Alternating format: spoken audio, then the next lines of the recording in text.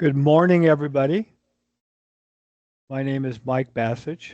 I'm the EVP here at UniVoIP. And I want to just take a couple of seconds and pay homage to our guest today, Micah. And he is the founder and the CEO of a very successful and prominent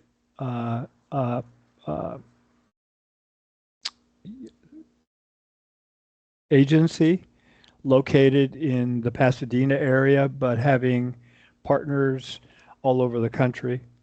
And I thought that Micah would be particularly good, and you'll soon find out, because number one, he's very transparent, he's very blunt, and he won't sugarcoat his answers. And I am 100% convinced that you will get a lot out of this conversation. But before I begin by asking Micah a couple of opening questions, I characterized him. I'd like Micah to spend a few moments and just introduce himself to the room, and then we'll begin. Micah, good morning. Good morning, everybody. First off, thank you so much for having me on this Fireside chat. It's very much appreciated. We love working with UniVoIP over the last few years, so it was very, nice and humbling to be invited on this. My company is iTelecom. We started back in 2007, which, at the time, I felt very, very young, and now we're all the way in 2025, and it feels like that happened in the blink of an eye. Just being in the industry as the technology has changed and the products that we sell have changed has been a very interesting process and experience to have. We have always been focused on providing the best possible products to our clients and to our agents and to our agents' clients. And that has taken, that means we have to take a no holds barred approach to, carrier and solution vetting and management. And that's really where we, feel our, strong suit is, and where I think, at least I'm hoping, everybody will get some value out of this chat today.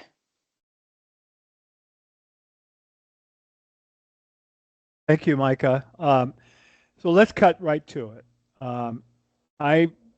In my intro, I said very successful, and I think Micah's too modest to admit it, but very successful agency with a huge number of partnerships and supplier relationships all over the place. But, and I think this is going to be the crux of the matter, what makes you and your company the success that it is? Yeah, so the way that I kind of approach that is I come from a background in high school and in college. I was a theater kid. Here in Los Angeles, I did improv comedy at different theaters around the area in my younger years. And I always kind of likened how my company does business with how a theater performance, puts up a show. And when you, or a comedy show or a stand-up show for that matter, you're not going to see a show that has every single person who auditioned for that show be on the stage for you to watch. You're not going to see a stand-up show where everybody does their stand-up at the same time. You're going because you're assuming that whoever put this together chose the best available actors or comedians or performers, for you to, have the best possible experience during your night out. And I, being in the field, before I didn't start iTelecom 2007, but I was in the industry starting around 2004, working for somebody else, and I got to know how a lot of the other, TSDs, or, they used to be called master agencies, did business. And it always felt very much like I was going to a theater and they said, we have all of these actors, we're going to put them all on stage for you, and you can choose to listen to which actor you want to at any given time. But the other ones are going to keep talking as well. And I just never felt that that was a really good experience for me when I was a young person in this industry and didn't have my own company. I was selling services through somebody else. And anytime I would go to a master agency or a TSD and say I have a customer, these are their needs, I would then get a bucket full of solutions providers or carriers saying, well, all of these people can do this. And they're all going to talk to you. And I just didn't feel the value of the TSD. They're the ones that signed agreements with these companies. How, shouldn't they be the ones that come to me and say, hey, we read your needs, your client's needs, instead of giving you this big bucket of carriers and solution providers, which we know, some of them aren't as good as others for what you're trying to do, but that's not what we're really concerned about. We just want to put you in front of them to show these carriers or solution providers that we're bringing them value. And that is just not how I wanted to do business when I started my own agency. I wanted agents to be able to come to us and, just like I was going to the TSDs before, and bring us a customer, that has a pain point or is looking to accomplish something or whatever it may be. And instead of them giving them a bucket and saying, hey, go ahead and figure out what you want from this bucket, we could assist them in choosing, the folks that would best serve those solutions and best serve those needs of their customers. That way, it's just an easier process for them so they can get back to their customer in a more expedient manner. They don't have to bog the customer down with endless demos. We've already done a lot of the pre-vetting for them. So, when you come to see our theater show, we're just putting the actors on stage who did the best during the audition, and since then have honed their craft before getting to your eyes. And that's really was the first major milestone / goal that I wanted to accomplish with iTelecom. And I think that's what kind of separates us out. I know there are other, TSDs like mine at this point who do similar stuff, and they all are great. That's what I recommend if I have a friend or somebody who's looking to get in the industry and they're asking who they should go through. I always go through the people who vet their relationships, and not the people who just bring as much as possible to you. So a little bit of a rambling answer, but yeah, that's what I think is, really separated us at the get-go to get us moving in the best direction. No, I appreciate it, and I knew the answer would be, quite complete, and I appreciate that. And again, justification for having Micah in this chat for the audience. A, he knows what he's talking about, and B, he's walked the walk.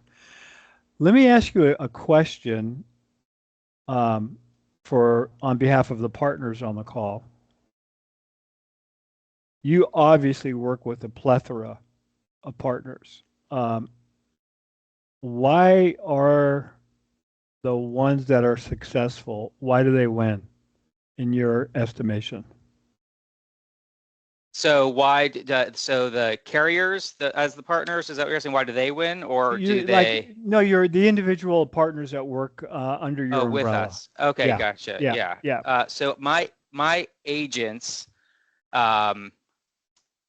tend to win their deals because it's not in my opinion, the win is not the original deal. Because a lot of times, and we've all been there, right? You bring a lot of really good solutions to a customer, and then the customer says, well, my cousin's uncle's girlfriend also does this, and I want to go through her, to help her out. So I'm gonna use her. A lot of times those initial wins, sometimes have nothing to do with you or the solutions that you're bringing. In my opinion, the win comes after that first deal that you've gotten with the customer for whatever, means that you got it. The win comes after that first technology solution is implemented. They've had an excellent experience, or maybe they had a bump in the road, but the response to that bump in the road, was really excellent. And they finish that implementation and they say, hey, this has been great. We also have these issues. Or, oh, we're getting a new location. You did such a good job with this location. We want you to work on this second location. That's, to me, where the win comes, is that second deal. In my opinion, you call enough people on the phone, you canvas enough, you network enough, you do your marketing enough, you're going to get some wins just based on that hustle. The big wins where you can broaden your income stream is that second, third, fourth deal with the client and getting, as much of the pie as possible for their technology needs. And you're not going to be able to accomplish that if you are just selling, what pays the most, or just selling, what was put in front of your face first, or, who gave you the best first impression.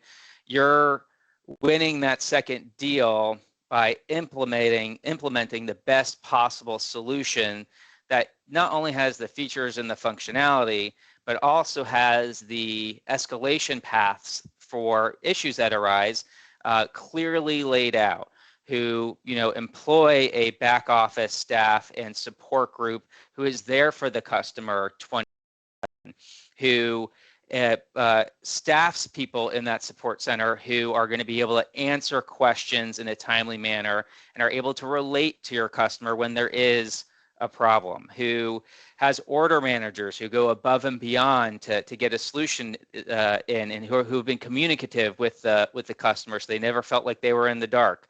That is what I really feel, helps my reps and my agents be successful in the long run. We are bringing carrier solutions to them and their customers that give them and their customer an excellent experience so they can go after the rest of the technology pie with the client. Because everybody would like to get paid more with less clients. I mean, I think all of us on this call would like to have that. If I have 10 clients today and I'm making $1,000 off of them, if I do a good job and I have 10 clients tomorrow and I'm making $5,000 off of them, everybody here would love to make that happen. And the way that you make that happen is the first win has to be solid, and then it's the second win that really starts to flesh out that revenue stream. Right. And rarely is that first win going to be, the core or big projects, right? That first win might be a ancillary project or voice. Voice is a good leader, in my estimation, for getting into a customer, right? A small network deal, right?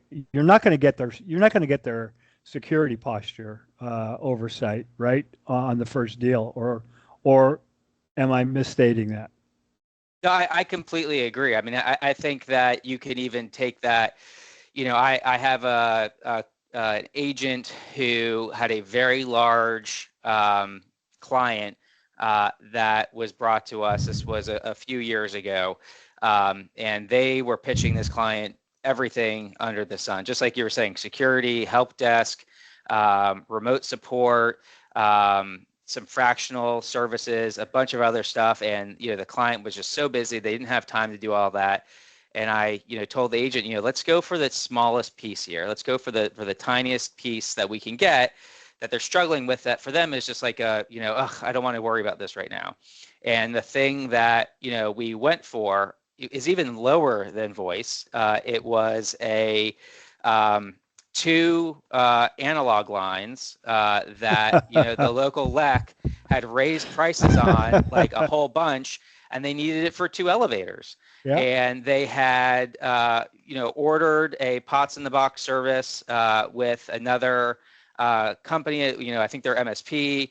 And they went to install it, and it didn't work because the MSP had never, used it before, done it before, and didn't know how to position, the equipment, so it was getting a signal and a variety of stuff. And then, I told the agent, I was like, because they complained on a call with us that it, and they just didn't want to worry about it anymore. So I said, just go for that. Go for that little tiny nothing piece. Show how well you can do this, that you can take this worry off of their plate. Even though it's not a huge worry, it's something that is a thorn in their side. Take care of that thorn and see what happens. And we sold them the POTS in the box solution. It installed. They didn't even realize it was done until a day later because they were so busy. And it was all done, all complete. They had such a great experience. We then got the voice. We then got the security piece, and I think right now they're pitching the fractional CIO piece to them. So absolutely, anything like voice, analog lines, basic data connections, things that people feel should be easy to do, but haven't been easy for them. If you can make that easy for them, it opens up the world to everything else that that you're looking to sell them. And the key is that you're always there for them. You were good on your word, you followed through, you made it happen. And a lot of other, solutions providers or agents or whatever just don't do that. And if you can do that and get on that ground floor, you can build it from there. So absolutely, which is again, more in that first win, second win, third win. Perfect. Yeah, I can't tell you how many new young agents I speak with that they want to sell CX right away. They want to sell security right away, and I tell them over and over again, that's a much more complex, much more riskier, much more lengthy enterprise that you're engaged in. If you could sign up 15 analog replacement customers and then use that as an entree into those customers, you're probably going to have better long-term success, more immediate success. Yeah, the revenue isn't very exciting up front, but it isn't how many clients you have, it's how good of a client that you have that really matters in the long run.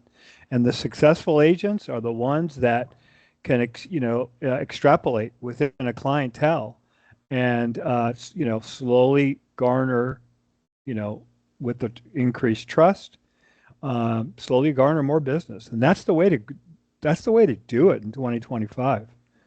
That's what I think anyway, but I'm glad to hear you say that. We do have a question from the audience, and I want to leave some time to open it up to anybody that's got a verbal question. What are some of the things you like and dislike most about voice now that you mentioned it? Yeah, good question. I would say, it's a little bit different now than it was in the past. So one of the things I think some agents, struggle with is the end user today is more educated on technology than the end user was just 5 or 6, 7, 8 years ago. So it used to be when you would sell a hosted solution and you put in hosted phones, nobody knew, how to use them. If there was an issue, they didn't know what to do.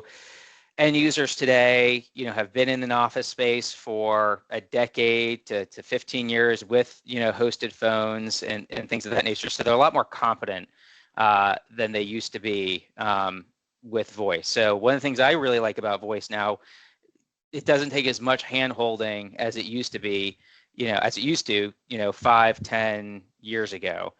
I would say one of the hardest parts about voice nowadays is that it's typically always going to be layered with other teamwork type applications and solutions, whether that be your, putting voice on top of Microsoft Teams, or you're selling a hosted carrier that has their own teamwork type application. And a lot of those things then start to delve into stuff you didn't have to worry about before. It used to be you were just selling a hosted solution. It was just the voice, making calls, transferring calls, voicemail, if people even still use that nowadays. But now it's not just that. It's the chat application. It's the sharing files through the application. What happens to those files? Where are they stored?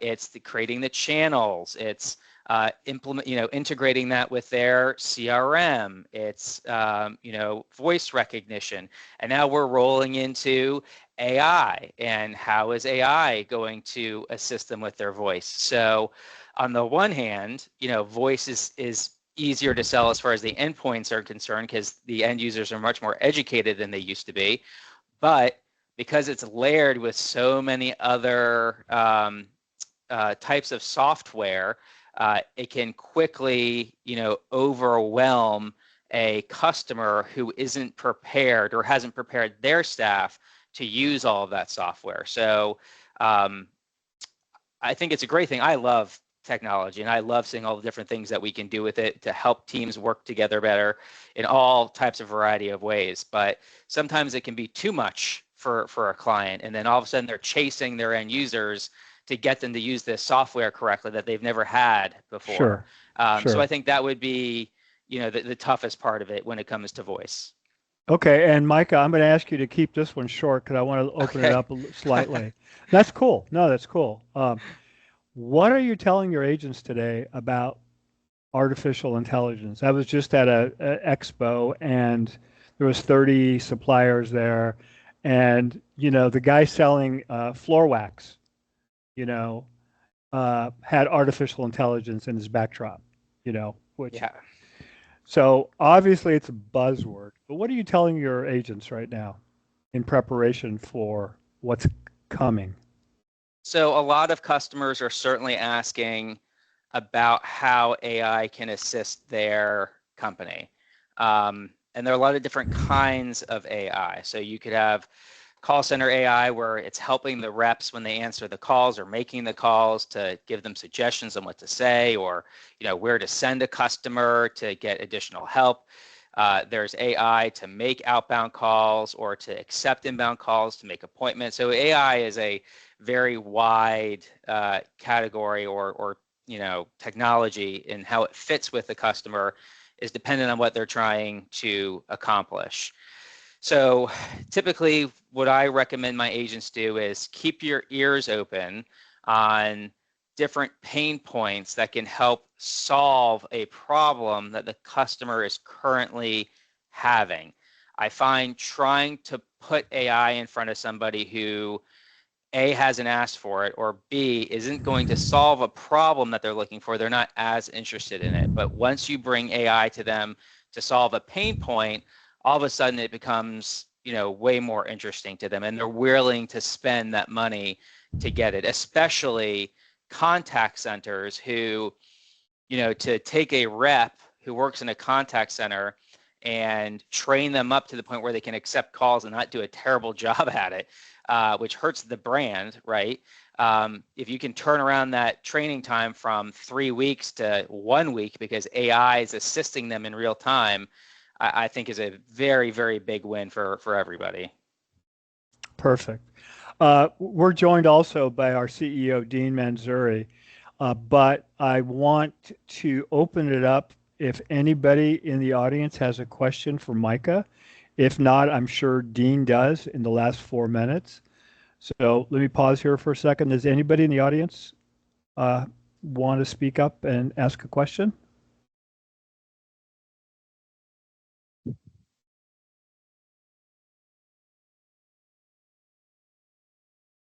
Okay, Dean, good morning. Thank you for joining us. Do you have a question for our guest, Micah, before we close? I just wanted to, first of all, thank you, Micah, for joining. But I wanted to echo what Micah said about artificial intelligence. I think that that word is being thrown around loosely everywhere, and I agree. We need to ask the question whenever it comes up: is like, what are you trying to accomplish? Start with that question because you don't have to be an expert in anything to ask questions. And once you understand, what they're trying to accomplish, it's easier to address, um, you know, address the needs. Just, I see a lot of providers, you go to their website and it starts with artificial intelligence, and you don't know what problem they're solving. They're just throwing it in there because I think they feel like they're getting better search engine optimization on their site. But if you really dig deep, they're not really solving a specific problem. I do see in contact center space where it's a lot more ahead of anything else because it does, you confront the queue by an IVR that may or may not have AI. I want to distinguish, an AI that does if this then that. That's just you're programming it to say that, right? You're anticipating somebody's going to ask this question, and if they ask this question, you're going to do this. But true AI uses, LLMs to decide on its own, to provide an answer, which can't always be an accurate answer today, right? It takes a lot of information on your end to make sure that the LLMs are used correctly. So AI in contact center space is ahead, but I do see a lot of if this then that IVRs that are just basically pre-programmed, pre-configured to answer specific questions. But more and more, you're going to see IVRs or virtual agents that go beyond how they're configured. They can sense keywords and come up with answers, just like you would go to ChatGPT and ask a question, and it comes up with a bunch of answers, right? Well, of course, in a contact center environment, you want to rein it in, but you still want it to, uh, uh, you know, make it look like it's thinking on it by itself. So the first phase of this is going to be a lot of assistance to agents, not how to replace the agents initially. That kind of an agent that can think for itself. It's going to provide you know a lot of assistance to the regular agents.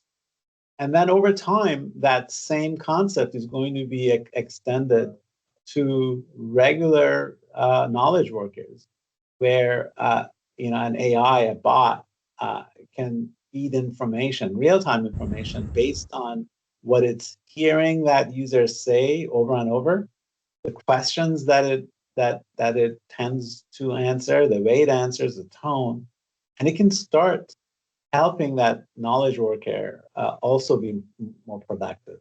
So, Micah, what do you think of that whole concept of um, having a bot assist you during a call or during your workday, whether you're an agent or a knowledge worker?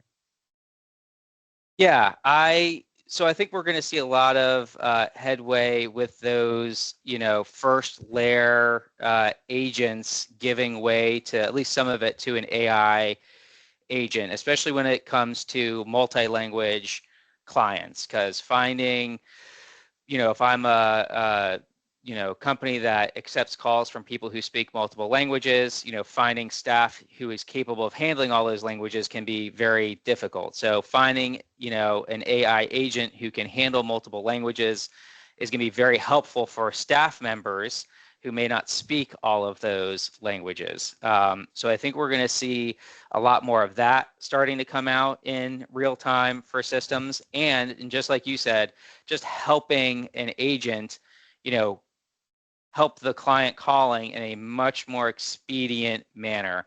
I think we're going to see AI helping people more than we're going to see AI replacing people. Exactly. At the end of the day, we've all used Gemini or ChatGPT or whatever, system you use. We've all put stuff into them, and it's given us an incorrect or not appropriate to the situation answer. And that's going to happen. And from what I have found, people are much more forgiving with human beings who are just trying to do their job and have to rephrase something or help a little bit differently than they are with an AI that continues to give them the wrong answer. They don't have access to a human to hop in and help them. So I think we are going to see a lot more AI assisting agents and assisting representatives rather than AI replacing them outright. Thank you, Micah. Guys, we ran a few minutes over. My apologies. My sincere appreciation to Micah. Thanks, Dean, for joining us. Thank you, everybody in the audience. We conduct these fireside chats once a month. If you have any suggestions about what you'd like to hear about, who you'd like us to converse with, please feel free. And thank you so much, and have a safe weekend, everybody. Bye-bye. Thank you.